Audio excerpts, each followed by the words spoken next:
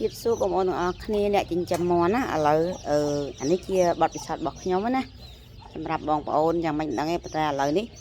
ខ្ញុំនឹងនាំបងប្អូនមើលថាប្រភេទកូនមាន់ដែលវានៅតូចកូនមាន់ដែលនៅតូចវាងាប់អាសាងាប់ហ្នឹងដោយសារមួយហេតុអីហើយបងប្អូនទៅពិនិត្យមើលថ្ងៃនេះគឺខ្ញុំពិនិត្យមើលលាមករបស់មាន់ហ្នឹងគឺវាមានបញ្ហារាកមានទឹកអញ្ចឹងកូនមាន់របស់ខ្ញុំយើងធ្វើការពារមុនវាងាប់ឥឡូវនេះវារៀងដូចថាវារៀងសុខភាពវាយើងមើលទៅវាអត់ថ្លាថ្លាមដូចសពដងទេប៉ុន្តែពេលខ្ញុំពិនិត្យលាមករបស់វាគឺវាមានរាកប្រភេទទឹកអញ្ចេះណាបងប្អូនអញ្ចឹងបងប្អូនត្រូវតែបន្តថ្នាំប្រភេទពុះវៀនឲ្យវាហើយមុននឹងវាងាប់បន្តអញ្ចឹងយើងសង្កេតមើលមាន់នេះបងប្អូនខ្ញុំសង្កេតមើលគឺលាមកមាន់របស់ខ្ញុំគឺទីមួយខ្ញុំឃើញមាន់សុខភាពថ្ងៃហ្នឹងវារៀង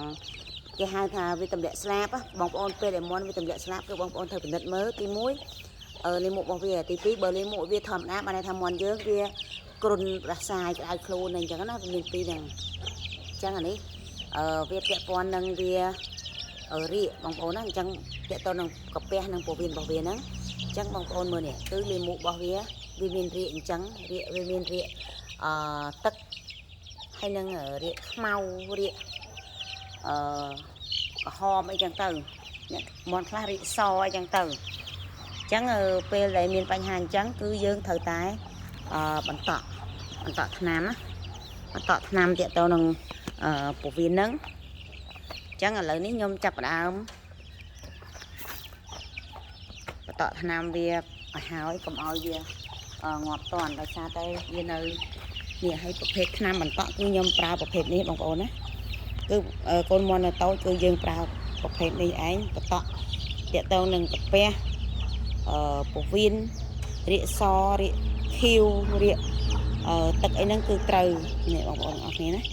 គឺមានប្រសិទ្ធភាពខ្លាំងមែនទែនគឺបន្តរដងបើយើងខ្ញុំបន្តតែម្ដងអីគឺវាដោយសារមាន់វានៅស្រាលអញ្ចឹងណាវាអត់ទាន់ធ្ងន់ធ្ងរទេយើងបន្តតែម្ដងអីហ្នឹងគឺថ្ងៃបន្តិចគឺមាន់វាស៊ីចំណីហើយងាកឡើងបន្តិចវាស៊ីចំណីវិញហើយវាលែង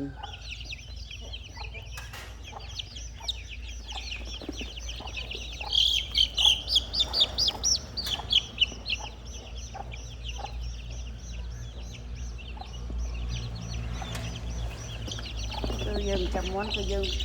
ត្រូវតែគ្រប់ពិនិត្យគ្រប់ពេលវេលាបងប្អូនណាគ្រប់ពេលវេលាតាក់ទងនឹងយើងដាក់ចិត្តថាយើងចិញ្ចឹមមាន់យើងត្រូវតែតាមដានដូចយើងតាមដានចិញ្ចឹមកូនដែរទាំងលាមកមាន់ទាំងការស៊ីចំណីរបស់វា